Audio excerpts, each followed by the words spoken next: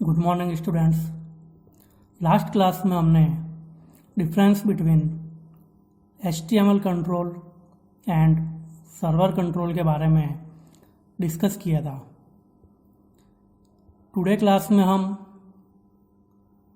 Web application को किस प्रकार डेवलप करते हैं उससे रिलेटेड कॉन्सेप्ट को स्टडी करेंगे।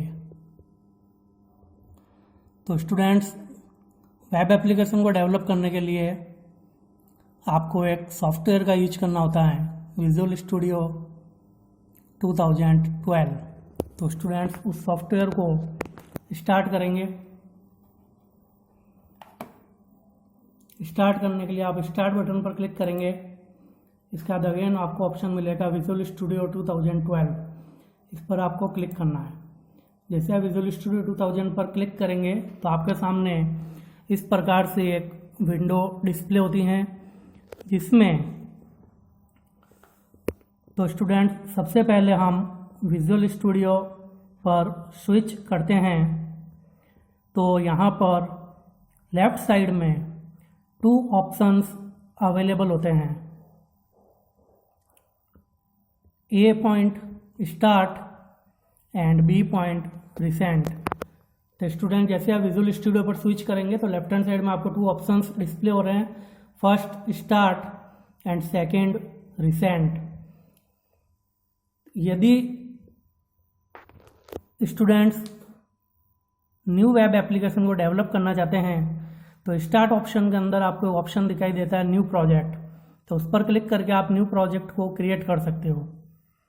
और यदि स्टूडेंट्स आपने ओल्ड प्रोजेक्ट पहले से अपने सिस्टम पर सेव कर रखा है तो उस एग्जिस्टिंग ओल्ड प्रोजेक्ट को या ओल्ड एप्लीकेशन को आप ओपन करना चाहते हैं तो न्यू प्रोजेक्ट के जस्ट बिलो आपको ऑप्शन डिस्प्ले होता है ओपन प्रोजेक्ट। उस पर क्लिक करके आप एग्जिस्टिंग प्रोजेक्ट को ओपन कर सकते हैं।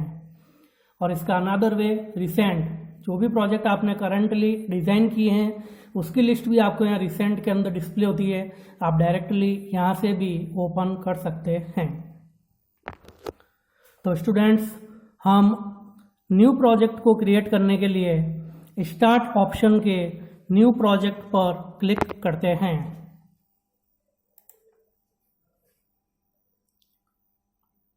तो जैसे ही हम न्यू प्रोजेक्ट पर क्लिक करते हैं तो हमारे सामने new project dialog box display होता है, जिसमें लेफ्ट साइड से हम विजुअल C# कैटेगरी के वेब टैब पर क्लिक करते हैं।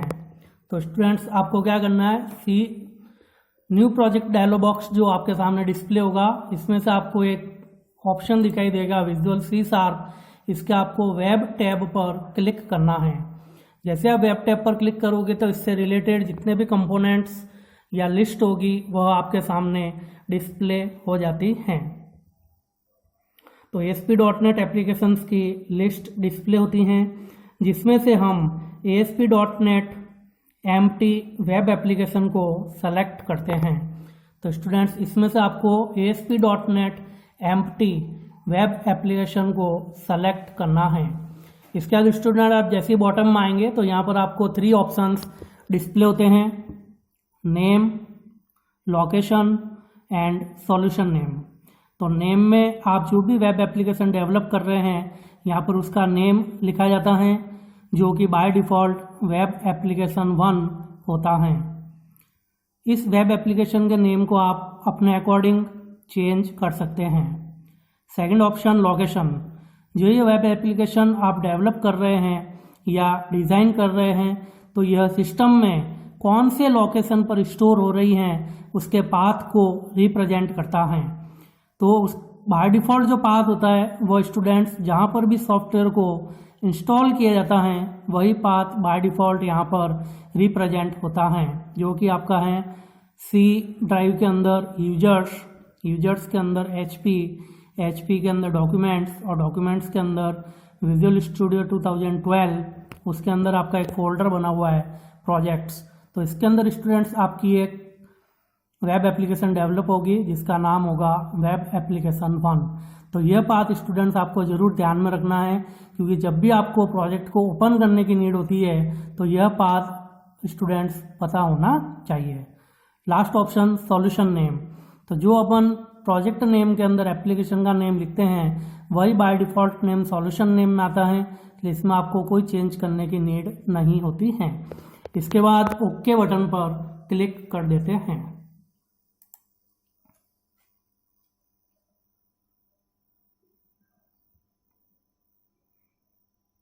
और ओके बटन पर क्लिक कर देते हैं। हमारा first web project web application 1 name से क्रिएट हो गया है। तो जैसे आप स्टूडेंट्स ओके बटन पर क्लिक करते हैं तो राइट हैंड साइड में यदि आप देखेंगे तो आपके पास लिखा हुआ आएगा वेब एप्लीकेशन 1, मीन्स आपका जो प्रोजेक्ट है वह वेब एप्लीकेशन 1 नेम से क्रिएट हो गया है। सॉल्यूशन एक्सप्लोरर में रिप्रेजेंट हो रहा है कि हमारा जो प्रोजेक्ट है वह वेब एप्लीकेशन 1 नेम से है। तो स्टूडेंट्स यदि हम किसी भी कंट्रोल पर वर्क परफॉर्म करना चाहते हैं तो वेब एप्लीकेशन 1 में एक फॉर्म ऐड करना होता है। वेब फॉर्म ऐड करने के लिए वेब एप्लीकेशन 1 पर राइट क्लिक करते हैं। तो स्टूडेंट्स अब यहाँ पर वेब फॉर्म ऐड करना होगा। वेब फॉर्म को ऐड करने के लिए आप वेब एप्लीकेशन 1 पर राइट क्लिक करेंगे।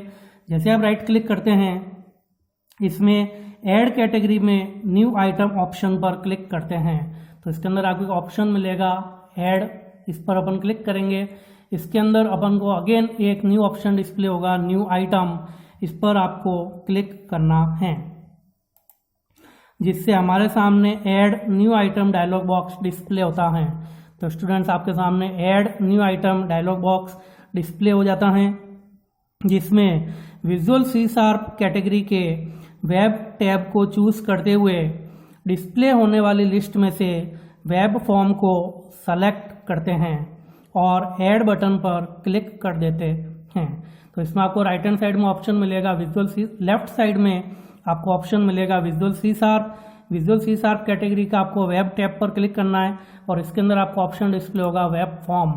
इसको सेलेक्ट करने के बाद आपको ओके बटन पर क्लिक कर देना है। तो इस प्रकार से आपके वेब एप्लीकेशन 1 में वेब फॉर्म ऐड हो जाता है।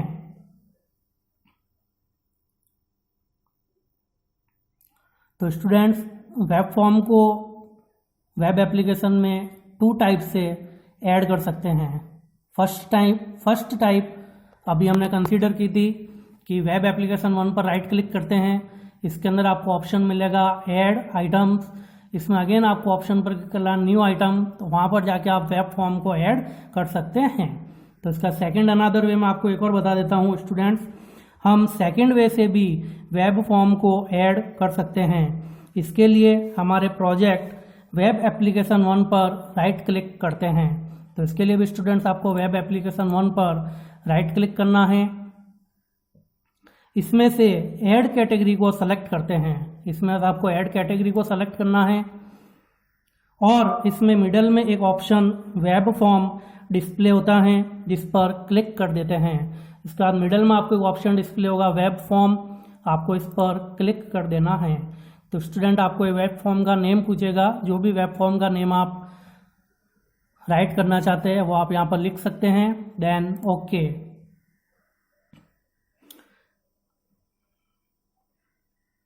और स्पेसिफाइड फॉर्म का नेम राइट करके ओके बटन पर क्लिक कर देते हैं, जिससे हमारा न्यू वेब फॉर्म प्रोजेक्ट में ऐड हो जाता है। तो ये स्टूडेंट्स देखिए इस प्रकार अपने वेब एप्लीकेशन 1 जो है इसके अंदर 2 फॉर्म्स आपके पास ऐड हो गए हैं, web form 1 and web form 2। तो इस प्रकार से स्टूडेंट्स जो भी आप वेब एप्लीकेशंस डेवलप करेंगे उसमें सबसे पहले वेब फॉर्म को ऐड किया जाता है। इसी के अंदर students next topic adding ASP.NET controls on C# web forms, means web forms पर ASP.NET कंट्रोल्स को किस प्रकार ऐड किया जाता है, तो वह भी स्टूडेंट्स अपन देखेंगे। if we want to add some control on web page, we can use toolbox on the left side in Visual Studio। यदि आप वेब पेज पर कोई भी कंट्रोल ऐड करना चाहते हैं तो आपको विजुअल स्टूडियो के लेफ्ट हैंड साइड में एक ऑप्शन डिस्प्ले होता है टूल बॉक्स, उसका अपन यूज करते हैं। तो स्टूडेंट देखिए आपके लेफ्ट हैंड साइड में ऑप्शन डिस्प्ले हो रहा है आपको toolbox. Open toolbox and just select control, drag and drop control to web form where you want. Toolbox पर अपन क्लिक करेंगे तो इससे रिलेटेड जितने भी आपके सर्वर साइड कंट्रोल्स होंगे उसकी लिस्ट आपके सामने डिस्प्ले हो जाती हैं। इसमें से आप जो भी कंट्रोल वेब फॉर्म पर ऐड करना चाहते हो उस कंट्रोल को यहाँ से ड्रैग एंड ड्रॉप किया जाता है। जैसे कि मैं यहाँ से कंट्रोल को ड्रैग एंड ड्रॉप करता हूँ आपका टेक्स्ट बॉक्स, तो टेक्स्ट बॉक्स को पहले अपन सेलेक्ट करेंगे और उसके बाद यहाँ से इसको ड्रैग करते हुए बाहर ले आएंगे। तो इस प्रकार से आपके वेब फॉर्म में एक कंट्रोल ऐड हो जाता है टेक्स्ट बॉक्स। तो यह मैंने आपको बताया था, इसमें जितने भी कंट्रोल्स होते हैं उसको आपको कोडिंग लिखने की ज़रूरत नहीं होती है, उसकी बाय डिफ़ॉल्ट कोडिंग आपके सामने ऑटोमेटिक आ जाती है। इसी प्रकार अपन डिजाइन टैब पर क्लिक करके देख सकते हैं कि अपने वेब फॉर्म पर एक टेक्स्ट बॉक्स कंट्रोल ऐड हो गया है।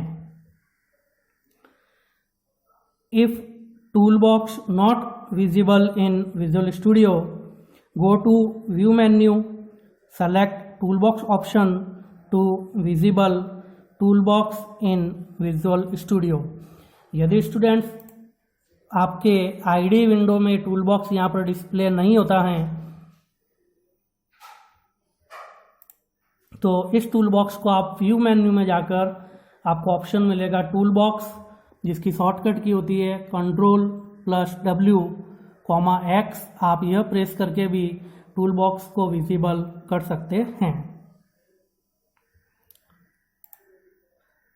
Below screen display all server side controls इन टूल बॉक्स। तो जैसे आप टूल बॉक्स को विजिबल करते हैं तो जितने भी सर्वर साइड कंट्रोल्स होंगे उसकी लिस्ट आपके सामने इस प्रकार से स्टूडेंट्स डिस्प्ले हो जाती हैं। Add some controls on web form. First add text box control on web form from toolbox.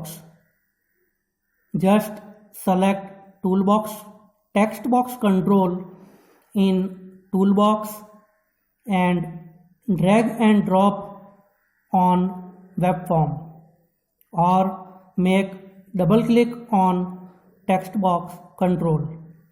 It will added on web form, then add button control on web form like shows below screen. तो students यदि आप किसी भी control को web form पर add करना चाहते हो तो कंट्रोल को वेब फॉर्म पर ऐड करने के 2 टाइप्स है। फर्स्ट टाइप अभी अपन ने कंसीडर किया है, टूल बॉक्स में आपको जो भी कंट्रोल डिस्प्ले हो रहा है जिसको आप वेब फॉर्म पर ऐड करना चाहते हो उसको ड्रैग एंड ड्रॉप करके भी आप वेब फॉर्म पर ऐड कर सकते हो। तो अभी अपन ने फर्स्ट टेक्स्ट बॉक्स ऐड किया था, मैं अगेन आपको एक टेक्स्ट बॉक्स और ऐड करके बता देता हूँ। तो उस टेक्स्ट बॉक्स को आपको सेलेक्ट करके टूल बॉक्स में से ड्रैग एंड ड्रॉप करना है।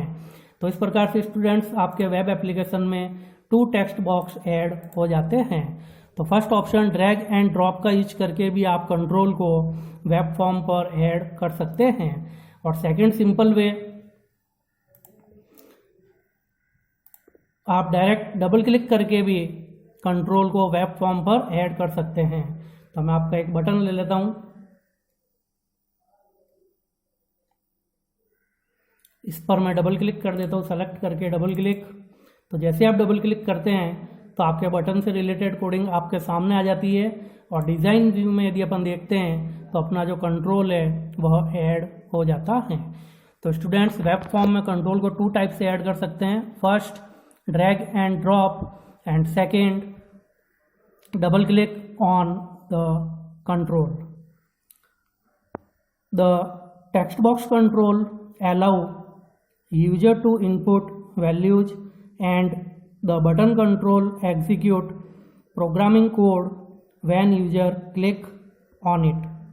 टेक्स्ट बॉक्स कंट्रोल का यूज यूजर से वैल्यूज को इनपुट करने के लिए किया जाता है, और बटन कंट्रोल का यूज उस बटन पर जब क्लिक करते हैं तो आपके प्रोग्रामिंग कोड को एग्जीक्यूट करने के लिए किया जाता है।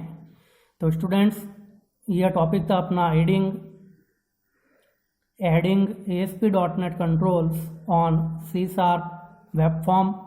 यह कंप्लीट होता है। नेक्स्ट क्लास में हम इसके डिफरेंट कंट्रोल्स को किस प्रकार वर्क में लेते हुए ऑपरेशन परफॉर्म्स किए जाते हैं उसके बारे में डिस्कस करेंगे। Thank you.